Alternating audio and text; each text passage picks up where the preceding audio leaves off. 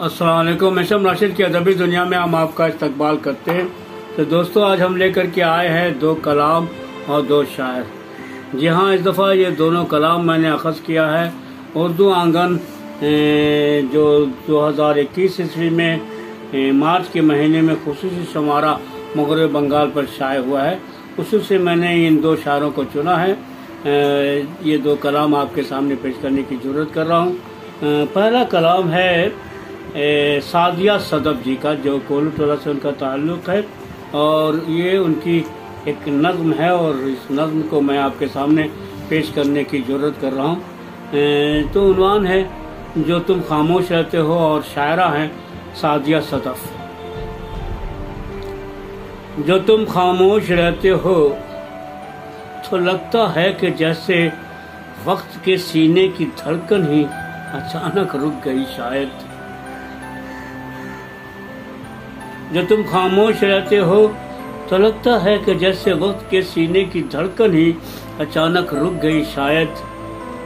جو تم خاموش رہتے ہو تو لگتا ہے زمین و آسمان کے درمیان حائل خلاؤں میں کمی شاید نہیں ہوگی۔ جو تم خاموش رہتے ہو تو لگتا ہے کہ اب کی بار ساون جھوم کر شاید نہ برسے گا۔ جو تم خاموش رہتے ہو تو لگتا ہے زمین و آسمان کے درمیان حائل خلاؤں میں کمی شاید نہیں ہوگی۔ جو تم خاموش رہتے ہو تو لگتا ہے کہ اب کی بار ساون جھوم کر شاید نہ برسے گا۔ جو تم خاموش رہتے ہو تو لگتا ہے کہ جیسے اب سہانی دھوپ کی کرنیں زمین بوسی کی خاطر میری چھت کا راستہ ہی بھول جائیں گی۔ جو تم خاموش رہتے ہو، جو تم خاموش رہتے ہو تو لگتا ہے کہ جیسے اب سہانی دھوپ کی کرنیں زمین بوسی کی خاطر میری چھت کا راستہ ہی بھول جائیں گی۔ تو دوستو، ابھی آپ شم راشد کی ادبی دنیا میں اردو آنگن میں شائع ہونے والا سعدیہ صدف کی یہ نظم سن رہے تھے۔ میں امید کرتا ہوں کہ آپ کو ان کی یہ نظم پسند آئی ہوگی۔ تو اب ہم چلتے ہیں دوسرے کلام کی طرف، اور دوسرا کلام بھی میں نے جو لیا ہے وہ اسی اردو آنگن سے ہی میں نے حاصل کیا ہے، اور میں امید کرتا ہوں کہ یہ غزل ہے، اور یہ غزل بھی آپ کو یقیناً پسند آئے گی۔ اتفاقی کہیے کہ جو غزل میں نے آپ کے لیے چنی ہے وہ ہے غزل فراغ رویوی صاحب کی، جو کولو ٹولہ سے جن کا تعلق ہے، اور اب وہ اس دنیا میں نہیں رہے۔ اللہ مغفرت فرمائے اور انہیں جنت الفردوس میں اعلیٰ سے اعلیٰ مقام عطا کرے۔ اور ساتھ ہی ساتھ آپ کو یہ بتاتا چلوں کہ فراغ رویوی صاحب دراصل جو میں نے پہلا کلام پڑھا ہے سعدیہ صدف جی کی، والد بھی ہیں۔ اتفاق دیکھیے کہ یہ 2 غزلیں یا جو 2 کلام میرے سامنے آئے وہ دونوں باپ اور بیٹی کے ہیں، اور میں امید کرتا ہوں کہ دونوں کلام آپ کو یقیناً پسند آئیں گے۔ اور ساتھ ہی ساتھ آپ سے گزارش ہے کہ آپ ہمارے فراغ رویوی صاحب کے لیے ضرور دعا کیجیے گا کہ اللہ مغفرت فرمائے اور انہیں جنت الفردوس میں اعلیٰ سے اعلیٰ مقام عطا کرے۔ تو پیش خدمت ہے فراغ رویوی صاحب کی یہ غزل۔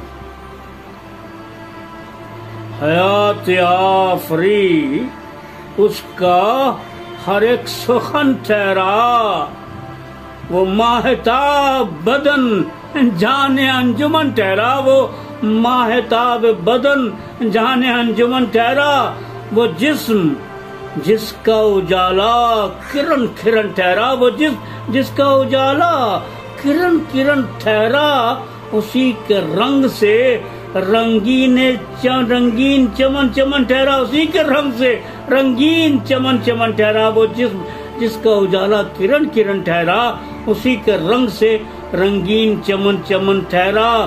نظر ملائی تو بدھ بن گیا میں پل بھر میں، نظر ملائی تو بدھ بن گیا میں پل بھر میں، عجیب سیر تراز اس کا بانک پن ٹھہرا، عجیب سیر تراز اس کا بانک پن ٹھہرا، تیرے بغیر میرے دل کی اب یہ حالت ہے، تیرے بغیر میرے دل کی اب یہ حالت ہے کہ دشت جاں میں کوئی مضطرب ہرن ٹھہرا، کہ دشت جاں میں کوئی مضطرب ہرن ٹھہرا، میرے لیے کوئی میرا نہ بن سکی جوگن، میرے لیے کوئی میرا نہ بن سکی جوگن، میں اپنی ذات سے آخر کہاں کشن ٹھہرا، میں اپنی ذات سے آخر کہاں کشن ٹھہرا، میں ایک دھرتی ہوں میری یہی ہے مجبوری، میں ایک دھرتی ہوں میری یہی ہے